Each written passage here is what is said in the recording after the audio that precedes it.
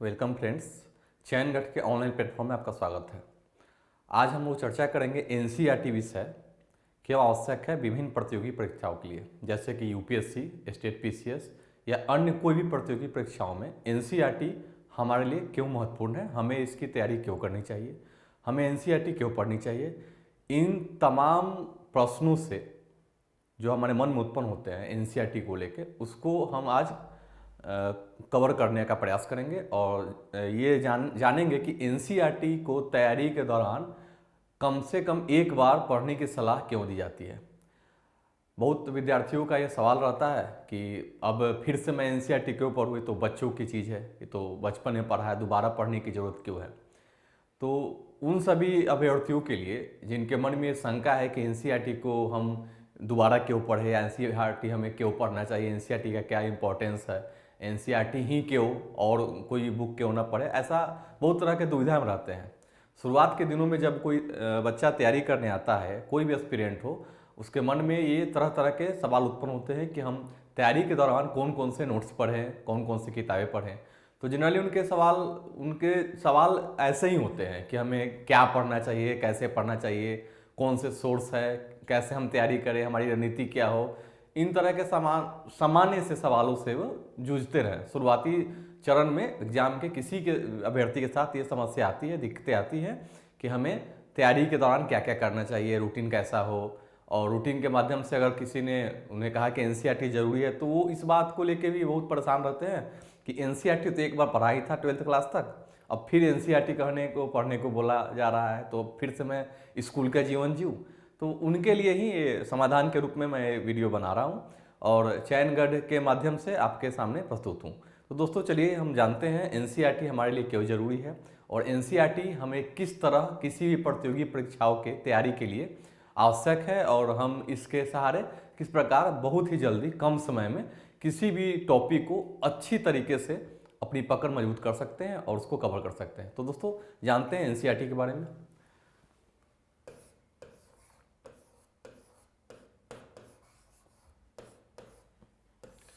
NCERT का full form है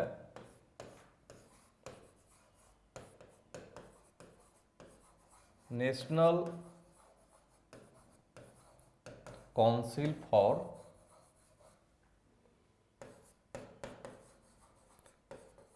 educational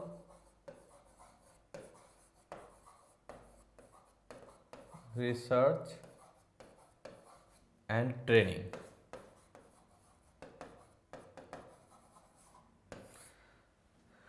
देखिए जनरली एनसीईआरटी को लेकर इसका परिभाषा से जानिए, ये राष्ट्रीय स्तर की ऐसी शोध संसाधन परिषद है।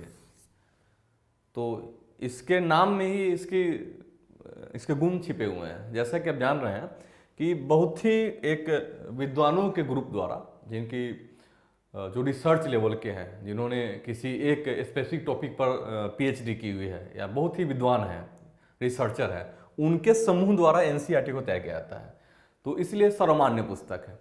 तो एनसीईआरटी हमें सबसे बड़े तैयारी के दौरान मुझे सबके मन में एक प्रश्न जरूर होता है कि एनसीईआरटी हम क्यों पढ़ें और एनसीईआरटी कैसे पढ़ें, क्यों और कैसे। इसके बारे में हम बात करते हैं इसमें अगले में।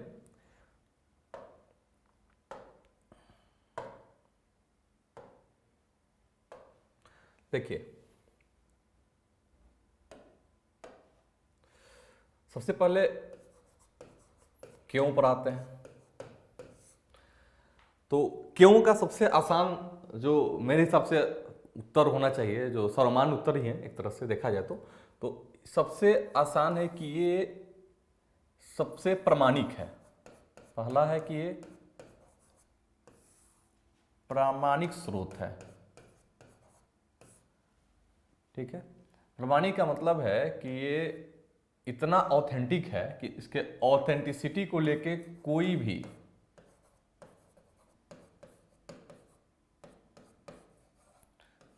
भी विवाद नहीं है, इतना ऑथेंटिक है। दूसरा,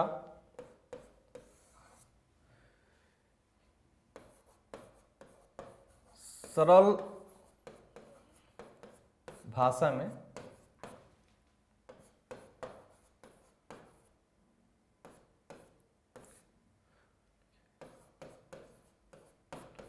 सरल भाषा में लिखी गई है। तीसरा,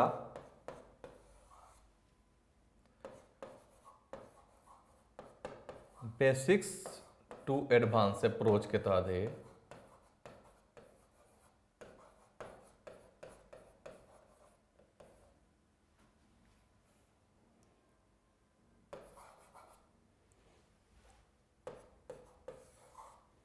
चौथा,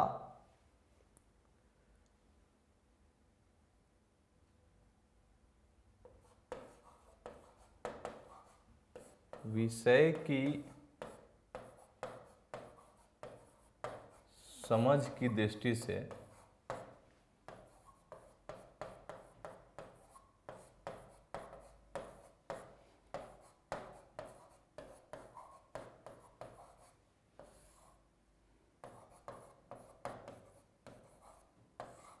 सर्वमान्य पुस्तक है। ये इसकी विशेषता है। पहला, प्रमाणिक स्रोत है, ऑथेंटिसिटी। मैंने आपको पहले ही बताया कि एक रिसर्चर ग्रुप है जो भारत ही नहीं, भारत अन्य जो देश हैं उन सभी में, जैसे संविधान निर्माण से पहले बहुत रिसर्च हुए थे, सारे देश में जाके टीम गई थी, यहाँ के जो संविधान विशेषज्ञ थे जाके अध्ययन किया था, उसके बाद संविधान हमारी बनी है। इसी प्रकार ये भी, इनके जो टीम है, इतना जो काउंसिल है, वो काउंसिल विभिन्न देशों में जाके अध्ययन किया।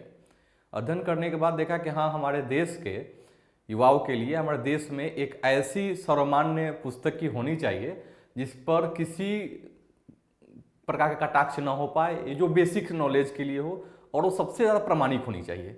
इसी को आधार बना के एनसीईआरटी लिखा गया है। तो एनसीईआरटी बनाने का पहला है कि तो बच्चों के लिए लिखी गई पुस्तक है। तो बच्चों के लिए लिखी गई पुस्तक बच्चे कैसे समझेंगे? तो सरल भाषा है, तो इसलिए इसकी सिंपल भाषा है, एकदम सरल भाषा है। सरल भाषा जानिए कि सुबोध है। सुबोध मतलब जिसका सुंदर बोध अच्छा हो, आसान हो, बहुत अच्छा वर्तनी भी इसमें है, ज़्यादा संस्कृत निष्ठ नहीं है।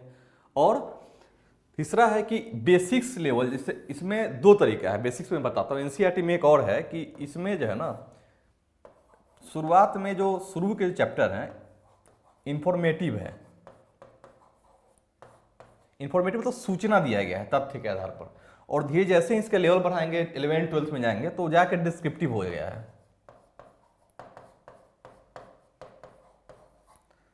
ठीक है, तो एक सूचनात्मक से विवरणात्मक या वर्णनात्मक लेवल तक ये गया है।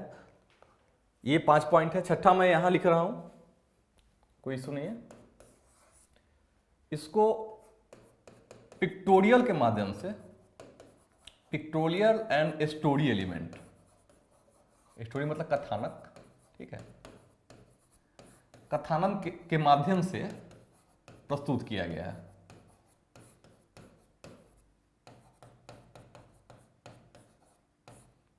ठीक है, देखिए जैसे आप 6th क्लास के एनसीईआरटी में जाएंगे, 6 में 5th में किसी में जाएंगे, तो सबसे पहले आप देखेंगे कि उसमें, मैं इसमें कुछ देर बाद मैं उसको दिखाऊंगा भी, इसमें कहानी स्टोरी एलिमेंट है। जैसे कि रसीदा हो गई, कोई भी बूझो पहेली, इस तरह के कोई पात्र ले लिए गए। और हिस्टोरियन ने इतना समझ उनके पास है कि वो जानते हैं कि कथानक के माध्यम से स्टोरी एलिमेंट में बच्चों को बताए तो उनकी समझ अच्छी बनेगी भी, और सबसे पहली बात की रुचि लेंगे पढ़ाई में, क्योंकि कहानी के माध्यम से उनको समझ में अच्छी आएगी। तो समझ अच्छा आने के लिए उन्होंने क्या किया, पिक्टोग्राफी मतलब चित्र बना दिया है, चित्र के माध्यम से समझाया है। तो आप ऐसे भी आप जानते हैं कि फिल्म जो है, फिल्म हम एक बार देखते हैं, फिल्म अच्छी हो तो बार बार वो कहानी पूरा याद रहता है। क्यों? क्योंकि हम उसको दृश्य माध्यम में देखते हैं।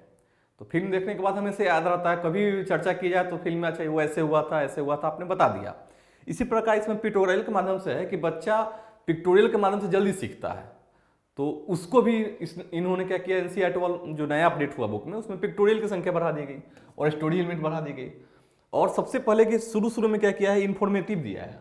अब वो जानते हैं कि बच्चों को पढ़ाना है, तो बच्चे सभी कैटेगरी के होते हैं, कुछ ज़्यादा मेधावी होते हैं, कुछ स्रोत होते हैं, ज़्यादा नहीं अच्छे नहीं होते हैं पढ़ने में। तो उन्होंने बेसिक अप्रोच अपनाया, उन्होंने ऐसा कहानी और इस तरह पात्र रखे और इतना सरल भाषा दिया कि कोई भी नया विद्यार्थी हो वो उसमें रुचि पैदा कर देते हैं और वो समझ में आसान हो। मैंने बताया कि अगर यूपीएससी के दौरान कोई लड़का तैयारी करने आया, जो भी है, जिस भी परिवेश से हो, ग्रामीण परिवेश में हो, उससे कोई ज़्यादा मतलब नहीं है। शुरुआत के दिनों में होता क्या है कि हम जब तैयारी करने आते हैं तो हमने पढ़ा जरूर होता है, लेकिन हमने ये ध्यान से नहीं पढ़ा होता है, बस एग्जाम पास करने के भी उससे हमने पढ़ा। इसमें क्या होता है कि आप एक टारगेट तय कर लेते हो कि मुझे आईएएस बनना है या मुझे पीसीएस अधिकारी बनना है। तो इसके लिए जब आप पढ़ोगे तो आपके मोटो आपका क्लियर है कि मुझे बनना है, तो उसके रिगार्डिंग आप इस पर ज़्यादा ध्यान दोगे। तो इस बार जो एनसीईआरटी पढ़ेंगे तो उसमें आप पढ़ने के साथ साथ नोट्स बनाएंगे, और क्रमागत रूप में क्रमिक रूप से पढ़ते पढ़ते आपका नोट्स भी तैयार हो जाएगा, आपके बेसिक भी हो जाएगा, तथ्य का भी कलेक्शन अच्छा हो जाएगा, और आगे चल के आप किसी भी अन्य सोर्स को जब पढ़ेंगे तो आप में वो जो होता है कि जो नॉलेज गैप होता है वो वाली बात नहीं आएगी, आपका नॉलेज परिपूर्ण रहेगा। आप एक स्टोरी के माध्यम से या कोई भी अन्य बुक पढ़ रहे हैं तो आपको क्लिक करेगा तुरंत, क्या एनसीईआरटी में तो मैंने इसके बारे में संदर्भ पढ़ा है। तो वो अच्छा चीज़ है कि कभी भी आप बेसिक सबका अप्रोच एनसीईआरटी क्लियर कर देता है, तो उसका फायदा आपको किसी भी होता है। जैसे आजकल क्या हो रहा था, करंट अफेयर्स, करंट की संख्या बढ़ती जा रही है, हम बार बार देख रहे हैं कि हर सब्जेक्ट में करंट अफेयर, इसका डिमांड ज़्यादा है। तो करंट भी समझने के लिए, करंट में भी क्या है, बेसिक्स से ही डायनेमिक जाते हैं ना, स्टैटिक होगा उसके बाद डायनेमिक जाएंगे, उसके बाद करंट आएंगे। तो इसमें क्या होगा, बेसिक्स तो जरूर देंगे उसमें, अब बेसिक्स आपका क्लियर है नहीं, तो करंट में आप उसको क्या करो, रटोगे, रटा हुआ याद नहीं रहेगा, लेकिन बेसिक क्लियर है तो करंट में आपको क्लिक करेगा, ये तो पढ़ा हुआ है। तो इससे आपकी समझ अच्छी विकसित हो जाएगी, और उसको आप कभी भी रिटन फॉर्म में आप नोट्स बना लो, या किसी भी एग्जामिनेशन में आपको हमेशा बार बार दिमाग में क्लिक करेगा कि मेरा पढ़ा हुआ है। तो कॉन्सेप्ट बिल्डिंग के लिए एनसीईआरटी को महत्वपूर्ण माना गया है।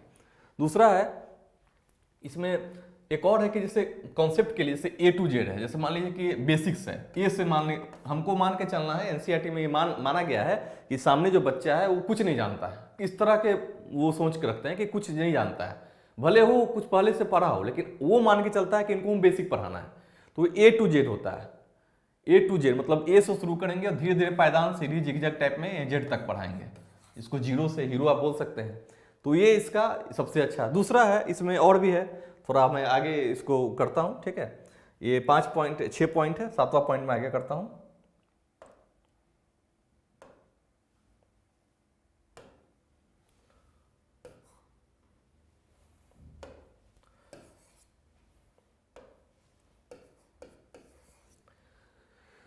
इसमें है कि ये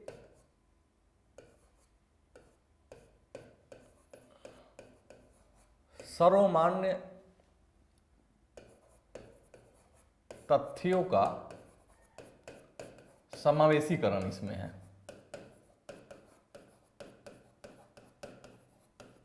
इसका अर्थ है कि जो भी तथ्य उसमें दिए गए हैं, जो भी तथ्य हैं एनसीईआरटी में, वो सर्वमान्य है, उस पर आप उंगली नहीं उठा सकते हैं, क्योंकि एक काउंसिल की तरह बनाया गया है और वो पूरे देश में मान्य है। इवन आप एग्जामिनेशन में कभी किसी क्वेश्चन में अगर विवाद होता है तो विवाद के समाधान के लिए एनसीईआरटी को प्रमाणिक माना गया है। एनसीईआरटी के तहत ही उसका सोल्यूशन होता है, और एनसीईआरटी को ही बेस, और कोई अब साइड बुक है तो उसको मानेंगे नहीं, क्योंकि साइड बुक व्यक्तिपरक होता है, ये व्यक्तिपरक बुक नहीं है, ये टीम के द्वारा लिखा गया है। इसमें विभिन्न बहुत प्रकार के विद्वान होते हैं, उन सब का अलग अलग एक्सपर्टीज है, और उनके द्वारा मिल के बैठ के उसके बाद चर्चा करके सरल भाषा में इसको लिखा गया है। तो इसमें पहले से ही है। दूसरा है कि रेशनल इसमें नॉलेज नहीं है, ये पूरी तरह से पूर्वाग्रह मुक्त है। ये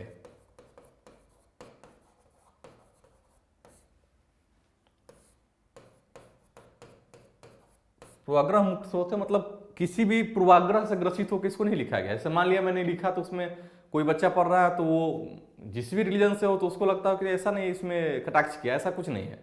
ये रेशनल फ्री है, इसमें कुछ ऐसा नहीं है, तार्किक रूप से एकदम तार्किकता इसमें रखी गई है, बात को वही रखा गया है। और जो भी विवादित चीज है,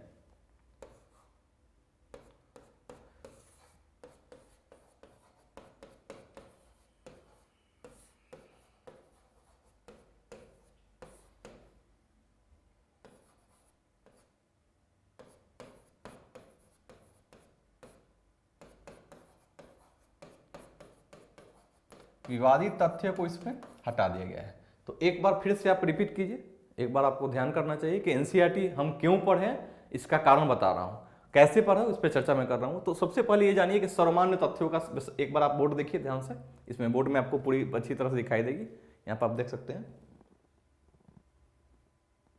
ठीक है। दूसरा है, ये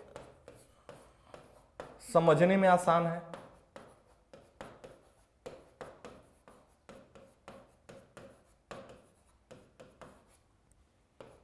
आगे हर एक आयाम को कवर करती है। कहने का अर्थ है सामाजिक, आर्थिक, राजनीतिक हर पैमाने से ये उसको कवर करती है। और ये अब तो अप टू डेट है पूरा, मतलब अप टू डेट। इसमें अगर कुछ नया रिसर्च हुआ उसको भी इसमें शामिल कर दिया गया है, ठीक है। तो और रिसर्च होते रहते हैं, इसमें अपडेट होते रहता है, तो इसको शामिल किया गया है। दूसरा है किसी भी प्रकार के राजनीतिक पूर्वाग्रहों का स्थान नहीं। इन द सेंस हर एक राज्य में, देश में ये एक प्रमाणिक पुस्तक के रूप में आज भी निरंतर, मतलब आज जब से ये प्रिंट हुई है तब से आज तक इसमें कभी भी विवाद नहीं हुआ है, क्योंकि इसमें राजनीतिक पुट नहीं है। ये सबसे पहले निष्पक्षता के साथ लिखा गया। निष्पक्षता का अर्थ होता है कि हमें इस पुस्तक में किसी भी संस्कृति, संप्रदाय इत्यादि के बारे में ज़्यादा कुछ ऐसा पुट है ही नहीं। ये जो ऑथेंटिक नॉलेज है, जो सोर्स बोल रहा है प्रमाणिक, उसी को आधार बनाया है।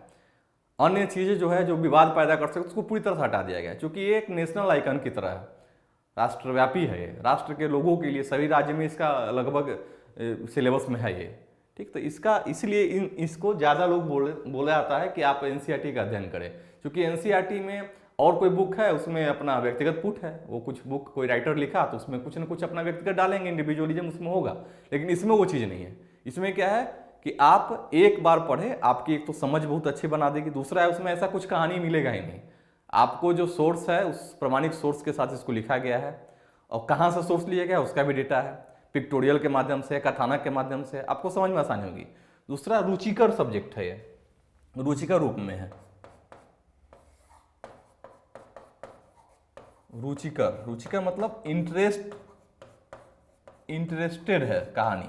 इंटरेस्टेड मतलब इंटरेस्ट रेट में, जैसे अब जानते हैं ना, इंटरेस्ट का तो रुचि पैदा करता है। अगर जैसे और से बुक है तो पढ़ेंगे तो आप बोरिंग फील करेंगे, यार ये इसमें है कि आप पढ़ेंगे तो आपको रुचि आएगी। रुचि का सेंस है कि आप किताब पढ़ रहे लगातार, तो एनसीईआरटी जब तक कवर नहीं हो जाएगा, आप धीरे धीरे पढ़ेंगे आगे, तो आपको स्टेप बाय स्टेप कहानी, 6th क्लास का एनसीईआरटी पढ़िए, 7th, 8th, 9th, 10th, 11th, 12th, कोई भी सब्जेक्ट हो, चाहे हिस्ट्री हो, पॉलिटी हो, कोई भी सब्जेक्ट हो, उससे कोई अंतर नहीं पड़ता है। उसमें क्या होगा कि टॉपिक बाय टॉपिक, हिस्ट्री मान लीजिए तो एंशिएंट का क्रमिक रूप से है, ट्रांजिशन बेस्ड में।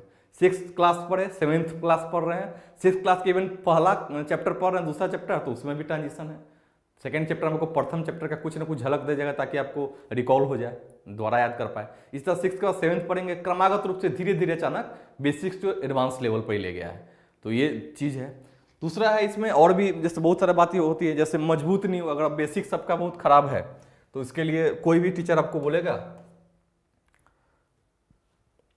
कोई भी बोलेगा कि आपको अगर मजबूत बनाना है, नींव मजबूत, नींव मतलब आपको बेसिक्स, तो मजबूत नींव के लिए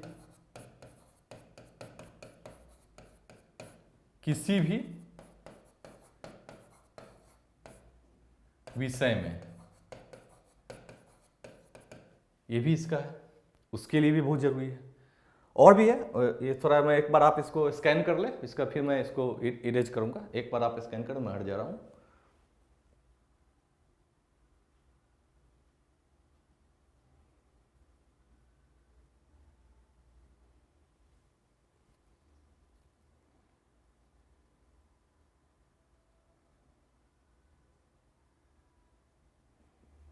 ठीक है, तो ये है। फिर इसमें आगे आते हैं।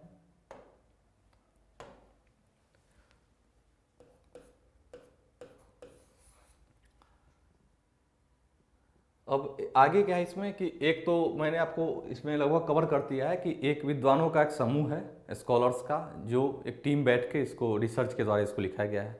सर्वान पुस्तक है, सरल भाषा में है, आसानी से उपलब्ध है, और किफ़ायती भी है, एक रेट में किफ़ायती है, प्लस इसका अपडेट होता रहता है। ओल्ड एनसीईआरटी जो 6th क्लास से पहले ओल्ड एनसीईआरटी थी, तो ओल्ड एनसीईआरटी में क्या था कि ज़्यादा रुचिकर नहीं था, उसको कहानी टाइप में। लेकिन बाद में जो न्यू एनसीईआरटी अपडेट किया तो उसने फील किया कि बच्चों को थोड़ा, तो इन्होंने क्या किया, स्टोरी के साथ साथ पिक्टोरियल डाल दिया। जैसे इसमें एक फायदा है ना कि महत्वपूर्ण जो तत्व है ना, जो भी महत्वपूर्ण तथ्य होंगे या जो अपडेटेड होंगे, जो भी अपडेट नया आया होगा, उसको क्या किया इन्होंने, कोष्टक में डाल दिया है। बॉक्स के अंदर देखेंगे, बॉक्स बना के उसमें डाला गया है। तो ये है कि आपको नोट्स के सामग्री के दौरान जो इंपॉर्टेंट होगा उसको बॉक्स में दे दिया है। तो बॉक्स भी अगर आप पढ़ लें तो बहुत ये है, इसमें कोई इशू नहीं पड़ेगा, आप पढ़ सकते हैं। अब हुआ कि इसमें इतना विशेषता के बाद आप बोलेंगे कि सर अब एनसीईआरटी, तो एनसीईआरटी इसलिए मैं बोल रहा हूँ कि एनसीईआरटी आवश्यक है। जैसे पहले क्या होता है कि कोई भी बच्चा जब पढ़ने आता है तो वो ये मान के नहीं आता है, पहले पढ़ लिया एग्जामिनेशन पास करने से, जब मैंने पिछले बार भी मैंने चर्चा की थी कुछ देर पहले। तो उसमें क्या हुआ, जब आएंगे तो अब जो पढ़ेंगे ना, तो पढ़ने के साथ उनको एक बेसिक्स मिल जाएगा। जब कहीं एडमिशन ले या कहीं भी पढ़े, कोई फैकल्टी या कोई अन्य बुक पढ़ रहे हैं, तो उनकी रुचि नहीं जाएगी, चूँकि अचानक कोई मोटी बुक उनको पकड़ा दे, ठीक है, और उनको कहे कि आप इसका अध्ययन कर लीजिए, तो उनको रुचि नहीं आएगी। लेकिन एनसीईआरटी में क्या होगा, उनका बेसिक क्लियर है, बेसिक क्लियर है करंट अप्रोच के साथ। तो क्या करेंगे, उसको वो जाने रहेंगे, तो कोई भी बुक पढ़ेंगे तो उसके साथ जस्टिस कर पाएंगे। ऐसे कोई बुक का फायदा नहीं है, फिर वो टाइम किल होगा उनका। तो ये सभी फायदा है एनसीईआरटी। अब हुआ कि कैसे पढ़े, तो अब कैसे पढ़े उसके बारे में आप जान जाइए। जैसे कि एक सिंपल एग्जांपल, कैसे पढ़े, तो पढ़ने का सबका एक अलग अलग तरीका होता है। कोई भी व्यक्ति का कोई एक तरीका नहीं है, पढ़ने का तरीका अलग है।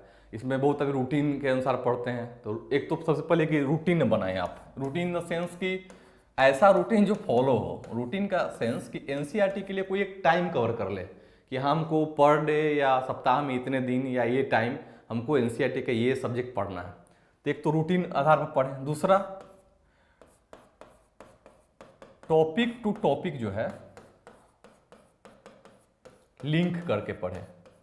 इसका अर्थ मैं बता रहा हूँ। अर्थ यह है, जैसे कि आपने एंशिएंट में, एंशिएंट हिस्ट्री की बात कर रहा हूँ, एंशिएंट हिस्ट्री का कोई एक चैप्टर पढ़ा 6th क्लास में से, तो उसके बाद 7th क्लास में अगर एंशिएंट में या 8, जब भी एंशिएंट का वो चैप्टर आ रहा है, सेम चैप्टर, कोई भी महापाषाण काल या पूरा पाषाण काल, जो भी चैप्टर आ रहा है, तो उसको वो पढ़ने के बाद डायरेक्ट उसमें जाएं। तो इससे क्या हुआ कि यहाँ बेसिक्स से लेके एडवांस लेवल पे, फिर 8th क्लास में ऐसा हो, ऐसे करके 12th क्लास तक अब जाएं। तो 12th क्लास में अगर ऐसे हम पढ़ेंगे, ठीक है, चैप्टर फर्स्ट का इंफॉर्मेशन थोड़ा इसमें, इससे ज़्यादा, फिर इससे ज़्यादा डिटेल में, फिर पूरा डिटेल में, तो एक टॉपिक जो भी हो, कोई भी टॉपिक, वो टॉपिक पूरी तरह से आपकी कवर होगी। साथ साथ इसके क्या करें, साइड बुक कुछ भी उसके जुड़ा हुआ, कोई भी आर एस शर्मा की बुक है, प्राचीन भारत की, जायन श्रीमाली, बहुत बुक है उसमें, और बहुत विकल्प है उसमें, विकल्प की कमी नहीं है, बुक्स की कमी नहीं है। कोई भी किताब उठाए, इसके पढ़ने के बाद उसको पढ़ ले, उसके बाद उसका नोट्स बना ले। तो इसमें क्या हुआ कि वो एक टॉपिक आपका अपना हो गया। इससे जुड़े हुए प्रश्न कर ले, प्रीवियस ईयर क्वेश्चन सॉल्व कर देखे कि एनसीईआरटी पढ़ने का आपको फायदा मिल जाएगा। क्वेश्चन में आप देख पाएंगे, जज कर पाएंगे कि हाँ ये क्वेश्चन जो है मैंने कहीं पढ़ा है, एनसीईआरटी में पढ़ा है। तो ये एक तो ये है। तो ये पढ़ने का तरीका हुआ कि टॉपिक टू टॉपिक पढ़े। फिर उसके साथ होलिस्टिक अप्रोच होना चाहिए। होलिस्टिक अप्रोच का मतलब है,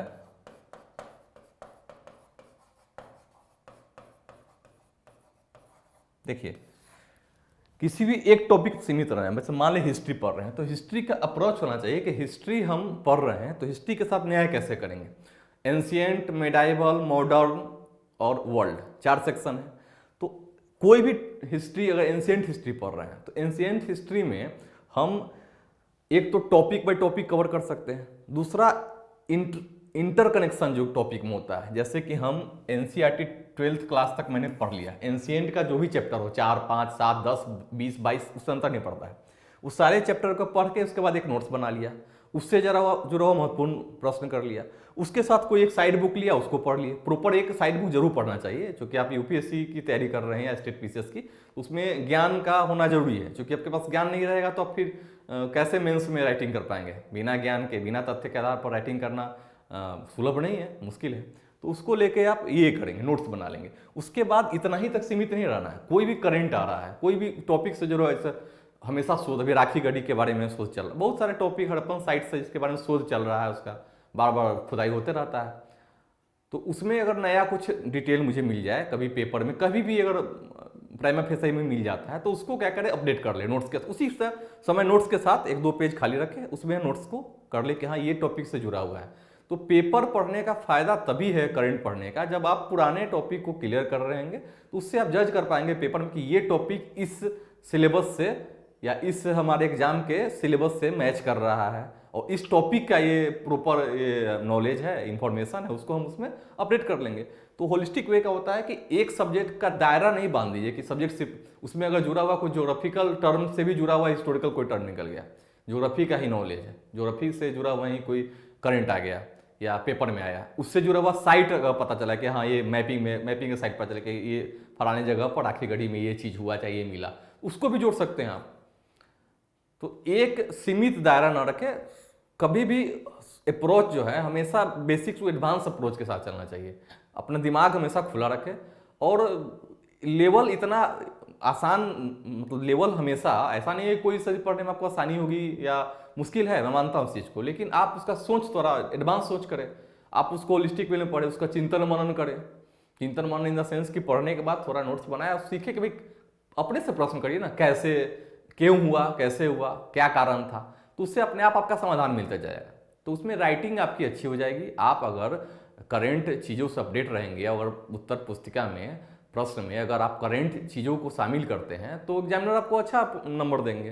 क्यों देंगे? क्योंकि जानेंगे कि ये लड़का अप टू डेट है। अप टू डेट का मतलब इन द सेंस कि वो जानता है, पैनिक उसकी नज़र है, ऐसा नज़र है, उसकी नज़र है, हर सब्जेक्ट पर उसकी नज़र है, करंट अफेयर के बारे में जान रहा है, इससे जुड़ा हुआ टॉपिक खोज पा रहा है। तो अगर लिंक कर पा रहा है तो इसका मतलब क्या है, वो कभी भी इन फ्यूचर में वो हमेशा अपडेटेड रहेगा। अपडेटेड रहेगा तो अपडेटेड नॉलेज जो है, परिवर्तन संसार का नियम है, तो अगर आप उसके अनुसार ढल रहे हैं तो अच्छा है।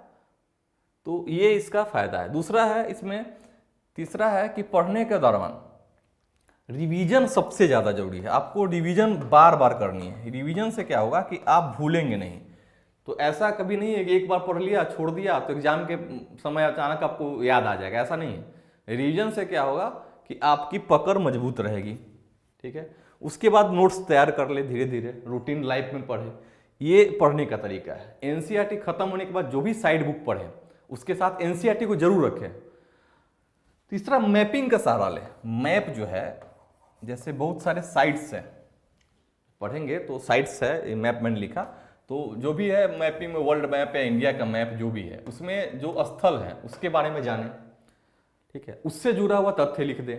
एग्जामिनेशन में कभी कभी आप देखेंगे कि कोई स्थल पूछ देता है कि स्थल किस चीज़ के लिए प्रसिद्ध था, व्यापारिक केंद्र था, तो वो मैपिंग अगर साथ लेके पढ़ रहे हैं तो उस जगह का आप खाका खींच पाएंगे, आपके ब्रेन में रहेगा कि ये जगह कहाँ है, उसका पर्यावरण क्या है। तो और भी, अब होलिस्टिक का मैं बात कर रहा था, उसमें अब ज्योग्राफिकल भी कारण आ जाएंगे। अगर जान लेंगे इस एरिया में ये होता है, ये होता है, वनस्पति की ये बहुलता है, अपने आप उसमें जुड़ता चला जाएगा कि इस एरिया में अगर ये सब उपलब्ध है तो ये संभावनाएं हैं, यहाँ का समाज ऐसा रहा होगा, यहाँ के आर्थिक क्रियाकलाप ऐसे रहे होंगे। इस टाइप के सवालों से आपके मन में आएंगे और आंसर राइटिंग अच्छा हो पाएगा।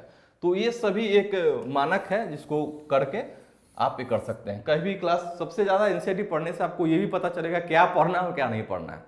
तो ये आपको पता क्या नहीं पढ़ना आपने जान गया। आप अगर जान गए तो फिर आपके लिए कोई बड़ी चीज़ नहीं है। एक किसी भी एग्जामिनेशन के लिए सबसे ज़्यादा जरूरी होता है कि हमको सिलेबस के अकॉर्डिंग पढ़ना है, विद्वान नहीं पढ़ना है। जो डिमांड है उसको फुलफिल करना चाहिए। तो डिमांड फुलफिल तभी करेंगे जब आप छांट पाएंगे कि हमको क्या जरूरी है क्या नहीं। अब 20 या 30 पेज का एडिटोरियल है या 20-30 पेज का कोई एक प्रश्न दिया हुआ है, 20-30 पेज का प्रश्न का आंसर है किसी भी किताब में, 30 पेज 40 पेज का है, लेकिन आपको तो 250 वर्ड 200 वर्ड ही लिखने हैं। तो आप उतना तो ज़्यादा लिखने का तो यूनिवर्सिटी का एग्जामिनेशन है नहीं कि 500 वर्ड में लिख दीजिए। उसमें तो आपको क्रक्स लिखना होता है। क्रक्स लिखने का आपके पास नॉलेज होना चाहिए। और सबसे ज़्यादा आपको चुनिंदा, मतलब आप ये तय कर पाएंगे कि हमको ज़्यादा जो इन्फॉर्मेटिव है या ज़्यादा इंपॉर्टेंट है उसको हम डालें, कम इंपॉर्टेंट को हम अवॉइड करें। तभी आंसर उत्तर राइटिंग में आपका जो झलकेगा, तभी वही ज्ञान आपका निचोड़ा हुआ ज्ञान का यहाँ प्रयोग करना है, तभी आप अच्छा राइटिंग कर पाएंगे। तो आज का चर्चा का विषय था कि एनसीईआरटी हमको क्यों पढ़ना चाहिए, एनसीईआरटी कैसे पढ़ें, ठीक है। सामग्री के रूप में एनसीईआरटी का इंपॉर्टेंस इतना है कि आप अगर उसको मानक बना के चल रहे हैं तो आपको दिग्भ्रमित नहीं होना है। आप एनसीईआरटी सब्जेक्ट कोई भी हो, एनसीईआरटी का जितना सब्जेक्ट है, ज्योग्राफी में भी है, हिस्ट्री सब्जेक्ट में भी है, पॉलिटी है, सोशल इशू में सोशोलॉजी है, बहुत सारे उसके डायमेंशंस है। तो उन सभी को एक साथ आप प्रॉपर एक टाइमिंग के साथ आप उसको तैयारी कर ले 12th क्लास तक, 6th से 12th क्लास तक। उससे आपको फायदा क्या होगा कि एक बेसिक्स नॉलेज आपको हो जाएंगे, उसका नोट्स तैयार है सॉरी। उससे जुड़ा हुआ आगे क्या करेंगे, कोई भी साइड बुक पढ़ेंगे, उसके बाद उसका नोट्स बना लेंगे। तो नोट्स बनाने से फ़ायदा है कि बार बार किताब जो पढ़ने की जरूरत पड़ती है वो आपको नहीं पड़ेगी। एक बार किताब पढ़ा, और सोर्स के रूप में एक दो ही किताब रखें। ये नहीं कि हम 5-7 किताब लें, एक दो ही किताब सोर्स में रखें, उसको बार बार पढ़ें। उससे क्या होगा, ज्ञान आपको धीरे धीरे संवर्धित ज्ञान आपके पास आएगा और उसका उपयोग आप कर पाएंगे। तो दोस्तों इस चैनगढ़ चैनल पे 6th क्लास से लेकर 12th क्लास तक हिस्ट्री का जो एनसीईआरटी है वो मैं डिस्कशन कराऊंगा। वो मैं टॉपिक बाई चैप्टर 1 चैप्टर 2 करके आपको इस पर कवर कराया जाएगा डेली। और साथ ही साथ उससे जुड़े महत्वपूर्ण प्रश्न जो होंगे, तथ्य होंगे, वो भी हम कवर कराएंगे। इतना ही नहीं, उससे जुड़े हुए अगर यूपीएससी पैटर्न पे या पीसीएस पैटर्न के टाइप के जो क्वेश्चन होंगे, क्वेश्चन आंसर सेशन भी इसमें होगा, डाउट सेक्शन भी क्लियर करने के लिए हम आएंगे। और साथ साथ इस चैनल पर अन्य भी सब्जेक्ट्स जैसे कि पीसीएस के एग्जामिनेशन से जुड़ा सामग्री, यूपीएससी के लगभग सारे करंट अफेयर्स हो गए, जो एनसीईआरटी में total subject geography sub section cover कराए जाएंगे। उसके बाद आपको जीएस का जो भी टॉपिक है, GS 1, GS 2, GS 3 paper, GS 4 paper, सारे टॉपिक्स पर क्लियर होंगे। तो आप चैनल के साथ जुड़े रहिए। इस चैनल को अगर आपने लाइक या सब्सक्राइब नहीं किया है तो सब्सक्राइब कर लीजिए और बेल आइकन को दबाइए, तब कि आपको सभी लेटेस्ट न्यूज आपको मिलते रहें। और इसके साथ जुड़े रहें और एक अच्छे अभ्यर्थी की तरह इसको फॉलो करें, रूटीन पंक्चुअल रहें, ताकि आप पंक्चुअल रहने से आपको फ़ायदा ये होगा कि आप बीच में कभी दिग्भ्रमित नहीं होंगे। पंक्चुअलिटी बहुत ज़रूरी है इस एग्जामिनेशन में। आप एक रूटीन फॉलो करें, पंक्चुअल रहें और साथ साथ इस फॉलो करते जाए। और मैं आशा करता हूं कि बहुत ही कम समय में आप एक अच्छे अधिकारी के रूप में, जो आपकी इच्छा है वो मैं साधुवाद देता हूं, उसके साथ आप इसमें अपने आप को बेहतर कर पाएंगे और एक अच्छा विकल्प आपके पास रहेगा। तो दोस्तों इसी के साथ मैं ये आज का जो एपिसोड है, ये एनसीईआरटी क्यों पढ़े, कैसे पढ़े, एनसीईआरटी से जुड़ा विश्लेषण, इसको आज विराम करता हूँ, अपने शब्दों को विराम देता हूँ। अगले क्लास में हम लोग एनसीईआरटी से कुछ महत्वपूर्ण जो तथ्य है जैसे बीसीई, एडी, उसके बारे में चर्चा करेंगे। साथ में क्लास 6 का एनसीईआरटी, क्लास 6 के प्राचीन भारत से मैं उसको शुरू करूँगा टॉपिक 1 से, मतलब पहला चैप्टर से शुरू होगा। उसके बाद डेली इसी आधार पर हम उसको आगे करते चले जाएंगे। तो दोस्तों आप इस चैनल के साथ जुड़े रहिए। चैनगढ़ की तरफ से आपको फिर से एक बार मैं चैनल पर फिर से एक बार आपका स्वागत कर रहा हूँ। मैं अभय कुमार अब इसी साथ इजाज़त चाहूँगा। नमस्कार।